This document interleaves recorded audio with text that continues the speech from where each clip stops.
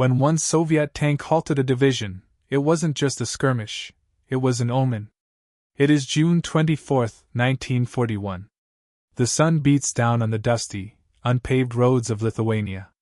Operation Barbarossa, the largest military invasion in human history, is just 48 hours old. 3 million German soldiers are surging east, slicing through the Soviet frontier with a speed and ferocity that has stunned the world. The blitzkrieg seems unstoppable. Entire Red Army armies are dissolving in the face of the Wehrmacht's precision. But near the small town of WWII, at a lonely crossroads in the middle of a forest, the unstoppable force of the German 6th Panzer Division is about to collide with an immovable object. They are not facing a battalion. They are not facing a regiment. They are facing a single machine. For 24 agonizing hours, this solitary giant will stand its ground. It will absorb hits that should have shattered it. It will crush artillery batteries under its treads. It will sever the lifeline of an entire panzer group. Pause. In the annals of military history, the term heroism is often overused. But what happened on that stretch of road near the WWII River defies conventional logic. It is a story of steel, physics, and the sheer, terrifying will of a crew that knew they were already dead, and chose to fight anyway. This is the story of the WWII crossroads. To understand the sheer absurdity of this confrontation, we must first look at the players on the board. Spearheading the German drive toward Leningrad was Panzer Group 4, commanded by General Erich Hopner. Within this iron fist was the 6th Panzer Division. These were veterans.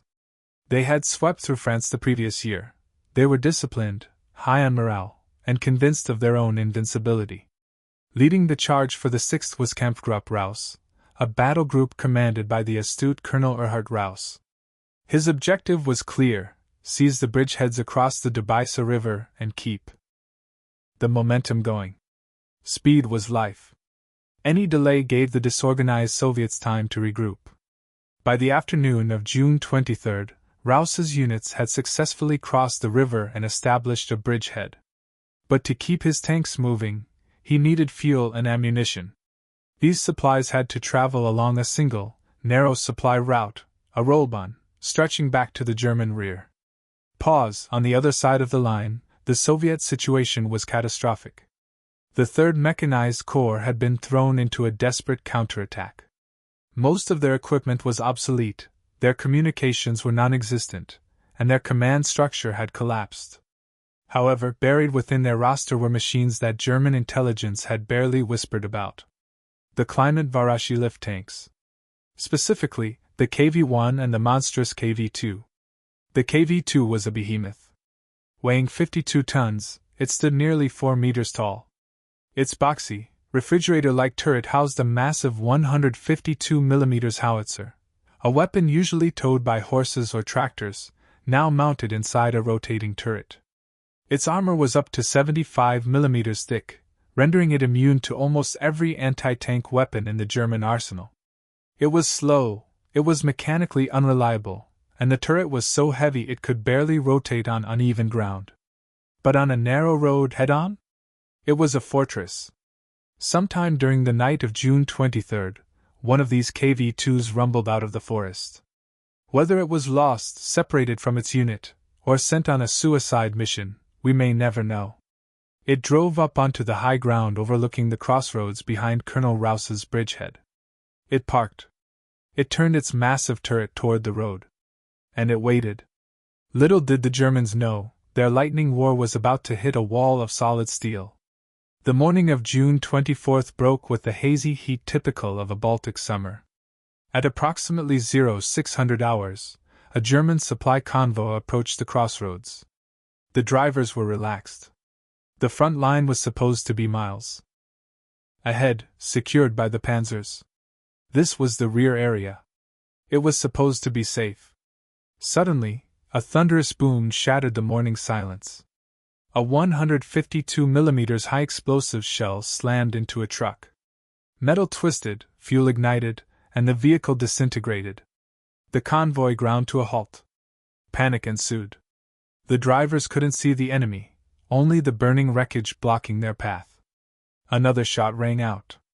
Then another. The massive KV-2 sat imperiously on the rise, picking off the trucks one by one. Word rushed back to Colonel Rouse at the bridgehead: the supply line was cut. Initially, Rouse assumed this was a Soviet counterattack in force. He couldn't imagine a single tank would dare block a divisional supply route. He assumed a platoon, perhaps a company, had broken through the lines. Casualties were mounting. The wounded needed evacuation, but no ambulances could pass the crossroads. Fuel trucks were burning. The 6th Panzer Division was effectively bisected, half on the bridgehead, half stuck behind the blockade.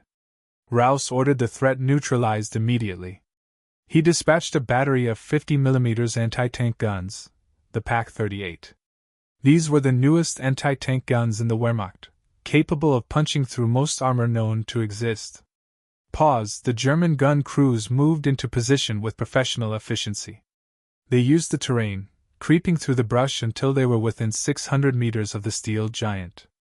They unlimbered their guns, dug in their spades, and sighted the beast. The KV-2 sat motionless. It seemed unaware of the danger. The order was given: fewer! 450mm guns barked in unison. Tracers zipped across the field and slammed into the KV-2. The German crews watched, expecting to see flames or the crew bailing out. Instead, they saw sparks. The 50mm armor-piercing shells simply shattered against the Soviet steel. 8 hits were recorded. 8 ricochets. The crews watched in horror as the tracers spiraled harmlessly away into the sky. Slowly, terrifyingly, the KV-2's massive turret began to traverse. It didn't snap to the target. It ground around with a mechanical groan. The German gunners frantically reloaded. They fired again. And again. They were hitting it, but it didn't matter. Then, the 152mm howitzer roared. The first shell missed the battery, throwing up a geyser of earth that buried the nearest gun crew in dirt. The Soviet crew corrected their aim. The second shot was a direct hit.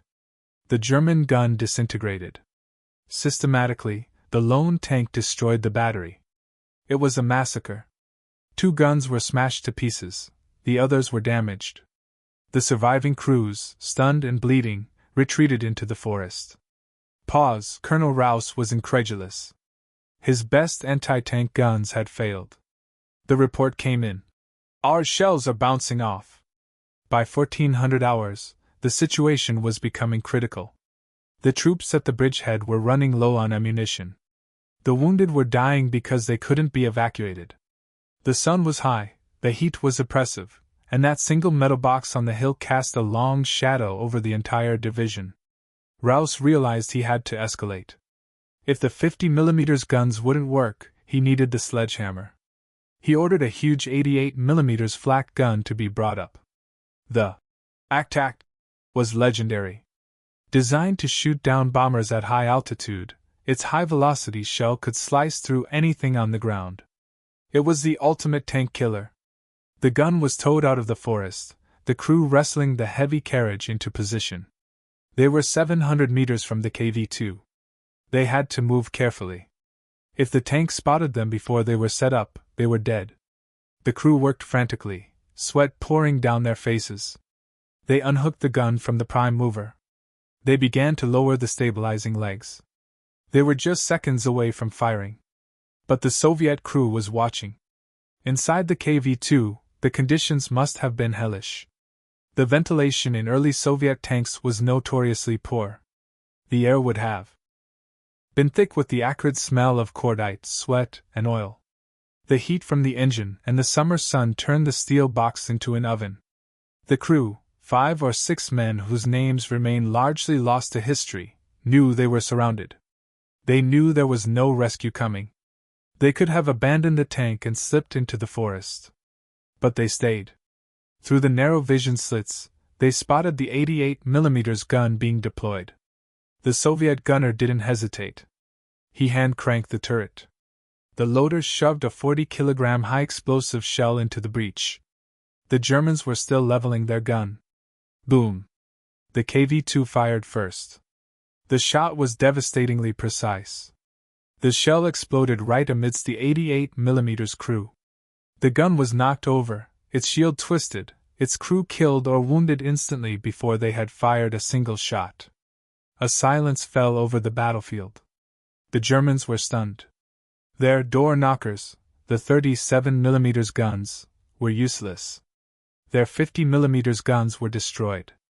And now, their wonder weapon, the 88, lay smoking in the grass. Morale began to waver. Soldiers whispered about a ghost tank, a monster that couldn't be killed. As evening approached, the stalemate deepened. The 6th Panzer Division was one of the most powerful units in the world, yet it was being held hostage by 5 men in a box. Colonel Rouse, desperate to clear the line before the Soviets could reinforce, decided to try a different approach. If firepower wouldn't work, perhaps stealth would. He called upon the combat engineers, the Pioneer. Specifically, the 57th Pioneer Battalion. As darkness fell, a squad of 12 daring men prepared for a night assault. They carried satchel charges, bags packed with high explosives. Their plan was to crawl through the tall grass, climb onto the tank, and blow it up from the outside. The night was pitch black. The engineers moved with agonizing slowness. Every rustle of grass sounded like a thunderclap to their ears. The tank sat silent, a dark silhouette against the stars. Occasionally, the turret would squeak as the crew inside rotated it, searching for targets. The engineers reached the blind spot of the tank. Hearts pounding, they scrambled up the rear hull. They placed the charges on the tracks and against the gun barrel. They set the fuses. "Lighting fuse!" one whispered. They scrambled away, diving into a ditch. Kiyarak! The explosion tore through the night. A flash of light illuminated the forest. The Germans waiting in the distance cheered. Surely, nothing could survive a direct demolition charge. But as the smoke cleared, the machine gun on the KV-2 chattered to life, spraying bullets into the darkness.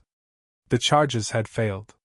They had snapped a few track links and damaged the fender, but the armor held. The beast was immobilized, but its fangs were still sharp. The turret still turned. The guns still threatened the road. The engineers retreated, defeated. It was now the morning of June 25th. The tank had held the road for 24 hours. General Erhard Rouse had had enough. The delay was unacceptable. His superiors were demanding progress. The supply situation was now critical. He needed a coordinated, combined arms solution to kill this single tank. He devised a trap. He would use his own tanks, Panzer 35T-S from the 11th Panzer Regiment, as bait. These were light check-built tanks, completely incapable of hurting the KV-2. But they were fast. Rouse ordered the panzers to move into the forest and attack the KV-2 from multiple angles. Their job was not to kill it, but to annoy it. To keep that massive 152mm turret spinning, trying to track the buzzing flies. While the KV-2 was distracted, another 88mm flak gun would be towed into position directly behind the tank. The operation began at noon on day 2. The Panzer 35T-S charged. They fired their small 37mm guns, peppering the KV-2 with harmless sparks. Inside the Soviet giant, the noise must have been deafening, a constant hail of sledgehammer blows against the hull. The Soviet turret swung left, then right, trying to catch the elusive German tanks. The machine guns blazed. Meanwhile, in the rear, the German flak crew moved with desperate speed. They manhandled a new 88mm gun into position. This time, they used the wreckage of the trucks destroyed the previous day as cover. They leveled the gun. The distance was 500 meters. The KV-2 crew was focused on the panzers in front of them. They didn't see the killer creeping up behind. The 88mm commander dropped his hand. "Führer!" The high-velocity shell screamed across the gap. It slammed into the rear of the KV-2's turret. It didn't bounce. The shell punched through the armor. Smoke began to curl from the tank. But the turret was still moving. The Soviet crew, incredibly, was still trying to fight. The 88 fired again. A second penetration. Then a third. The massive turret finally stopped moving. The machine gun fell silent. The hatch remained closed. Cautiously, German infantry began to approach the stricken giant. They moved slowly, rifles raised, fearing a trick. They climbed onto the hull. Suddenly, the turret barrel moved. Even after 3 direct hits from an 88mm gun, with the tank filled with smoke and shrapnel, someone inside was still alive. Someone was still trying to turn the gun. A German soldier, reacting on instinct, pulled the pin on a hand grenade and shoved it through one of the holes punched by the 88mm shell. A muffled explosion rocked the tank. The barrel slumped. Finally, after a day and a night of relentless combat, the Battle of WWII Crossroads was over. The Germans pried open the heavy hatch. Inside, they found the bodies of 6 Soviet soldiers. The interior of the tank was a scene of carnage. But what struck the Germans most was the evidence of the battle on the outside of the tank. When they inspected the hull, they found it scarred and pitted like the surface of the moon. They counted the hits. There were marks from dozens of 37mm shells. There were 7 distinct craters where the 50mm shells had simply scooped out the metal and bounced off. There were the scorch marks from the engineer's explosives. Only the 88mm shells had managed to penetrate. The German soldiers, exhausted and delayed, stood around the machine in awe. They had been fighting, Untermenschen, subhumans, according to their propaganda. Yet these men had fought with a bravery that commanded absolute silence from the victors. Colonel Rouse himself came to inspect the tank. He later wrote in his memoirs, "We were deeply impressed by such heroism. In a rare act of chivalry on the Eastern Front, the Germans did not leave the bodies to rot. They dug a grave nearby. They pulled the Soviet tankers from their steel tomb and buried them with full military honors." The identity of the crew remained a mystery for decades. It wasn't until 1965, when the grave was exhumed and researched by Soviet historians, that some names were recovered. 2 of the soldiers were identified by personal items found in the grave: P. Yershov and V. A. Smirnov. The others remain unknown soldiers of the Great Patriotic War. This single tank had held up the advance of the entire 6th Panzer Division for 24 hours. In the context of a 4-year war, 1 day seems insignificant. But in 1941, time was the only thing the Soviet Union had. That 1 day allowed retreating units to escape encirclement. It allowed defenses in Leningrad to be strengthened just a fraction more. More importantly, the WWII giant sent a chilling message to the German High Command. It proved that their technology was not superior. It proved that the Soviet soldier, when properly equipped, would fight to the bitter end. It was the first warning sign that the road to Moscow would not be a parade, it would be a grinder. The hulk of that KV-2 remained on the roadside for the rest of the war, a rusting monument to the 6 men who refused to yield. It served as a grim landmark for the German troops marching east, and eventually for the ones retreating west. This was just one of countless untold stories from the Second World War. Subscribe to World War II Records as we continue to bring these forgotten chapters of history back to life.